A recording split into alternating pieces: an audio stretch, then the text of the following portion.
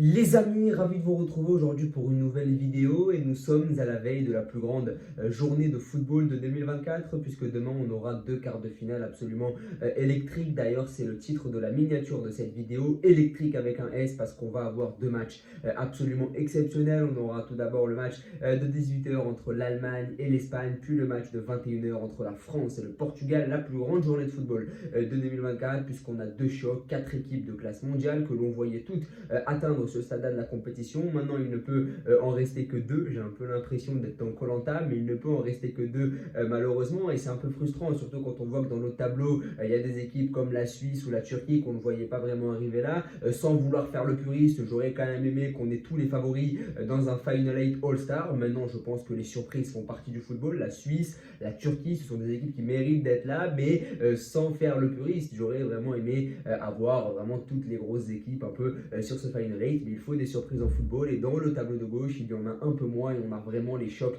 qu'on attendait et on va les analyser. J'ai tiré au sort pour savoir par quel match j'allais commencer pour faire cette preview. On va commencer par évoquer évidemment ce France-Portugal. Alors oui, France-Portugal a lieu à 21h. Peut-être que j'aurais dû laisser mon pays, c'est-à-dire le meilleur, pour la fin, mais je vais quand même évoquer ce France-Portugal en premier. J'ai évidemment mes notes sous les yeux, donc si je regarde, c'est parce que je veux être sûr de n'oublier aucun point et aucun point d'analyse, aucun enjeu fondamental de ce match. On va commencer par dire que ce France-Portugal, c'est un remake.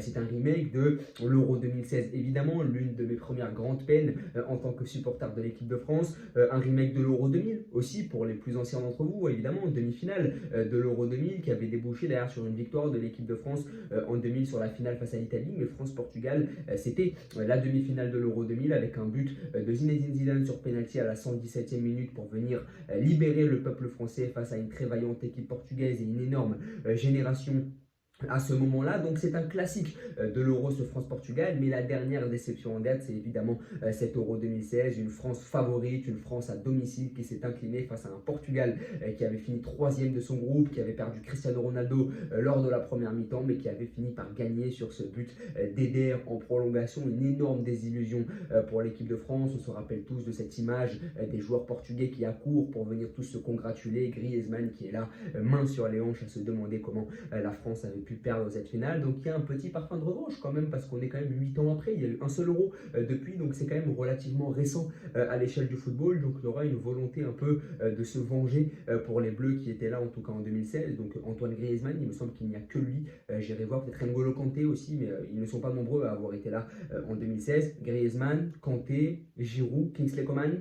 Mais sinon, je pense qu'il n'y a que ces quatre-là qui étaient présents en 2016. N'hésitez pas à me dire en commentaire, mais j'ai plus une très bonne mémoire. Mais en tout cas, voilà, il y en a 4, 5 à tout casser qui étaient là à l'Euro 2016, évidemment, pour vivre ce traumatisme. Donc, c'est un remake, ça c'est le premier point. Le deuxième point, c'est évidemment, on va commencer à individualiser le football et on va dire que c'est le dernier Euro de Cristiano Ronaldo et que globalement, on a des stars qui sont plutôt décevantes, que ce soit Leao, Bruno Fernandes, Cristiano Ronaldo côté portugais, que ce soit côté français, Griezmann, Mbappé, ce sont des joueurs qui sont plutôt décevants depuis le début de la compétition et qui vont avoir à cœur de se racheter sur ce premier gros match face à un mastodonte pour les deux. Alors oui, la France a affronté la Belgique en huitième, mais c'est une Belgique qui est assez défaillante, qu'on a rencontrée assez tôt, qui a fini deuxième de son groupe derrière la Roumanie. Donc la Belgique n'est plus vraiment le mastodonte qu'il pouvait être il y a 4-5 ans. Or, le Portugal est toujours un mastodonte à redouter et pour les Portugais, affronter la France, c'est une plaie aussi. Donc chez les deux équipes, l'enjeu, ça va être de briller face à un mastodonte de la compétition.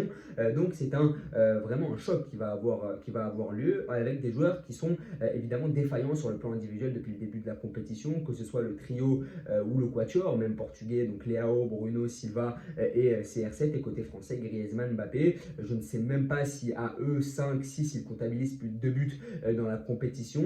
Donc on voit à ce niveau-là que c'est évidemment assez défaillant. Il me semble que côté portugais, aucun des 4 n'a marqué. Côté français, aucun des 2 que j'ai cités n'a marqué non plus. Donc on voit qu'il y a une petite pénurie au niveau des buts. Je crois que Bernardo a marqué, il me semble, en tout cas à E6, il ne comptabilise pas plus de 2 buts. Et ça, évidemment, pour des joueurs de ce niveau-là, c'est absolument frustrant. C'est une anomalie pour chacun d'entre eux parce que c'est quand même des stars, c'est quand même des joueurs de très très haut niveau, mais c'est dans ce genre de match-là que ces joueurs-là se mobilisent. Donc c'est le dernier Euro de CR7 qui a montré pas mal de nervosité après son penalty raté face à la Slovénie. Et l'ironie de l'histoire, c'est que Kylian Mbappé, qui est le plus grand fan de CR7 dans le monde professionnel, pourrait mettre fin à la carrière carrière internationale de Cristiano Ronaldo sur ce match-là, ou en tout cas il pourrait faire en sorte que Ronaldo joue son dernier match d'Euro, puisque Mbappé pourrait parfaitement éliminer son idole, et ça c'est vraiment une ironie de l'histoire, en tout cas propulser Cristiano Ronaldo vers une retraite certaine. Donc le dernier Euro de CR7, des individualités stars,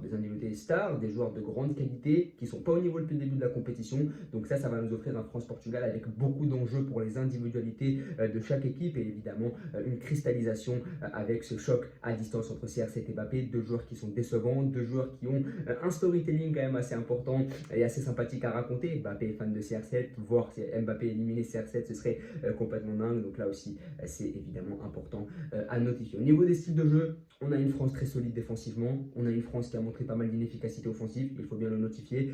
Côté portugais, on a eu une équipe qui a été très inefficace offensivement face à la Slovénie, ne parvenant pas à marquer le moindre but en 120 minutes face à la Slovénie. Alors on a beaucoup de respect pour les Slovènes, peut-être que Oblak est le meilleur gardien du monde, mais quand on voit l'attaque portugaise, c'est quand même une anomalie.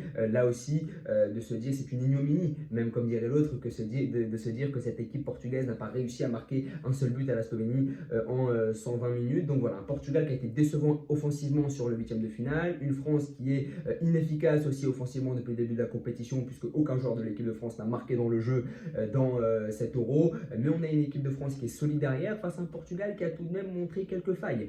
Face à la Slovénie, c'est vrai que Sesco a quand même une balle de but dans les dernières minutes. Pepe a beaucoup été pris dans son dos. Attention aussi aux côtés de Cancelo, parce que Cancelo est très offensif et en contre, il pourrait parfaitement se faire prendre si Mbappé daigne enfin prendre la profondeur. Donc on a une France qui est solide défensivement, inefficace offensivement, qui n'a pas marqué dans le jeu depuis le début de la compétition, face à un Portugal qui a été inefficace offensivement face à la Slovénie. Et là aussi c'est très paradoxal, parce que quand on voit les noms offensifs qui composent chacune de ces deux équipes, c'est complètement dingue de se dire qu'elles peuvent se montrer aussi inefficaces sur le plan offensif. Donc les clés de ce match-là, je pense qu'on va avoir un match plutôt fermé là aussi, puisque l'enjeu est évidemment très important, parce qu'on a deux équipes qui vont évidemment se regarder dans les yeux. Ce sont deux équipes qui se craignent beaucoup, connaissant Deschamps et Martinez. Martinez connaît bien Deschamps, il l'a affronté avec la Belgique.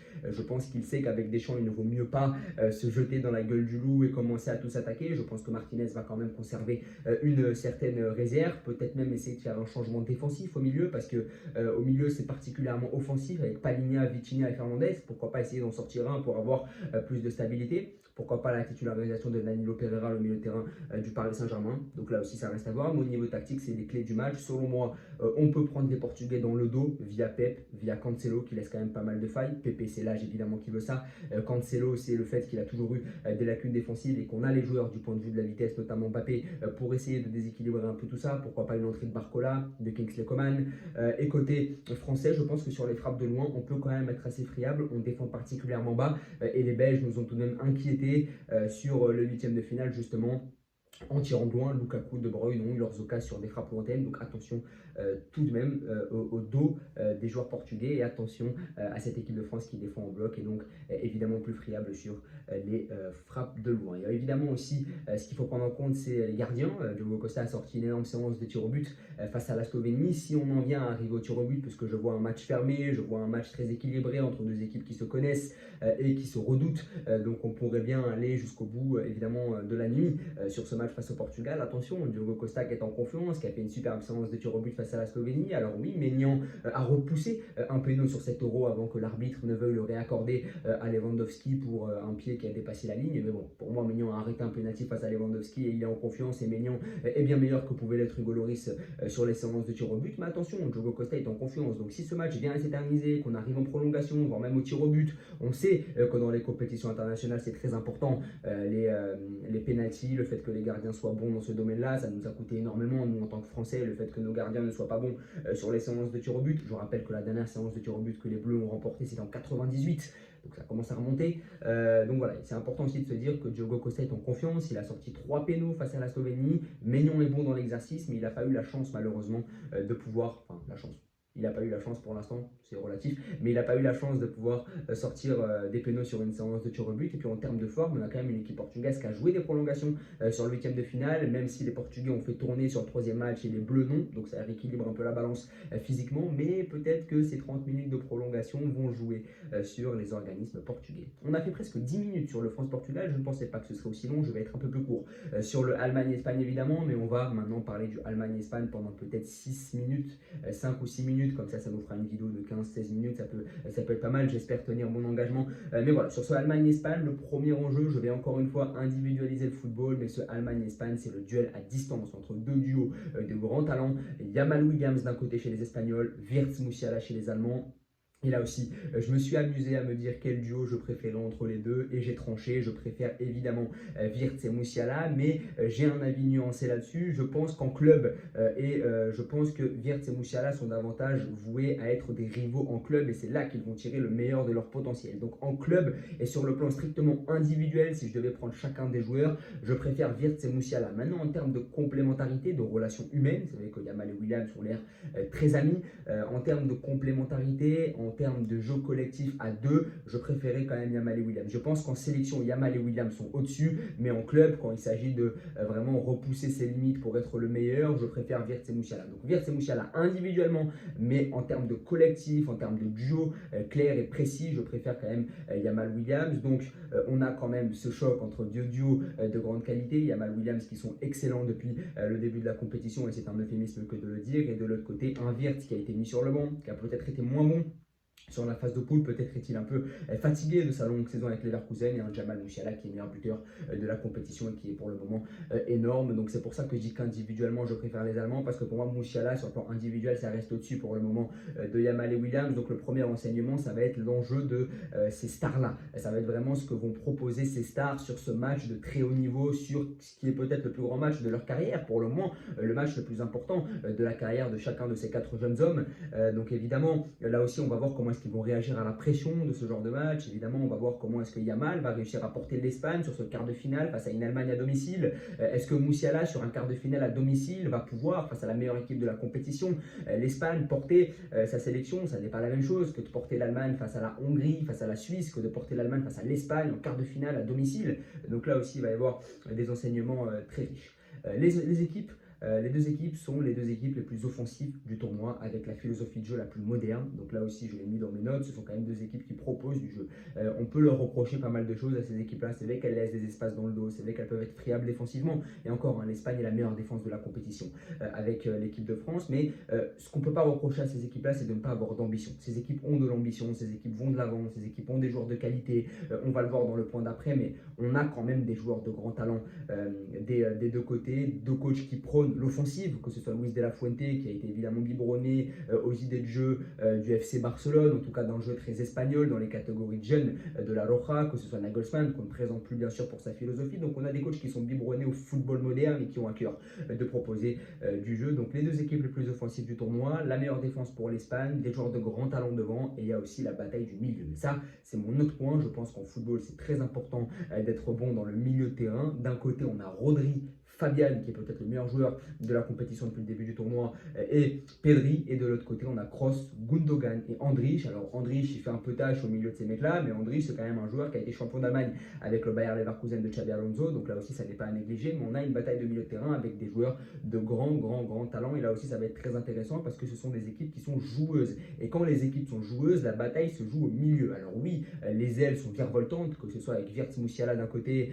ou Yamal et Williams de l'autre. Mais au milieu, ça ne manque pas de qualité intrinsèque, et c'est pour ça que pour moi ce match est absolument énorme sur le papier. C'est qu'on a des joueurs de ballon à toutes les lignes. On est persuadé que demain ça va jouer au foot et que c'est pas forcément la dimension physique qui va faire la différence. Sur le France-Portugal, on peut penser que la France pourrait avoir le Portugal à l'usure ou au physique. Là sur ce match-là, Allemagne-Espagne, je pense que c'est l'équipe qui jouera le mieux au football qui va gagner, parce qu'on a des joueurs de ballon absolument partout, donc c'est très intéressant. Et on a des duels, on a des matchs dans le match.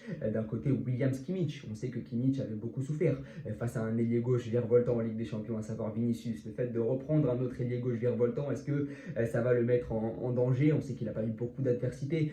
Joshua Kimmich, d'ailleurs, c'est mon joueur préféré. Ma caméra m'a lâché, pardon. Mais voilà, Joshua Kimmich n'a pas eu beaucoup d'adversité depuis le début de la compétition. Peut-être que le fait d'avoir un autre ailier virevoltant va un peu le troubler. Donc j'ai hâte de voir Kimmich face à un joueur comme Nico Williams. Donc ça va être évidemment intéressant à suivre comme duel. La bataille du milieu de terrain, comme je l'ai dit aussi précédemment. Donc il y a beaucoup de matchs dans le match. Peut-être Musiala Carvajal. Si Musiala vient dans la zone du latéral droit du Real Madrid, je pense aussi que ça pourrait être riche en enseignements. Donc il y a vraiment beaucoup d'enseignements à tirer de ce match, beaucoup de matchs dans le match, peut-être aussi la bataille tactique entre Nagelsmann et Luis de la Fuente, les duels individuels comme je l'ai dit, la bataille du milieu, que des joueurs de ballon sur le terrain, les deux équipes les plus offensives depuis le début du tournoi, le fait aussi qu'il y ait beaucoup d'enjeux émotionnels avec cette sélection allemande qui reste sur des échecs retentissants, que ce soit les deux Coupes du Monde 2018-2022, l'Euro 2021 aussi, où tu es sorti contre l'Angleterre dès les huitièmes de finale. Donc on a une équipe allemande qui à domicile va avoir à cœur de se rattraper avec cette nouvelle génération, avec un nouveau sélectionneur, le fait d'être à domicile. Je pense que se faire éliminer dès les quarts de finale, ça pourrait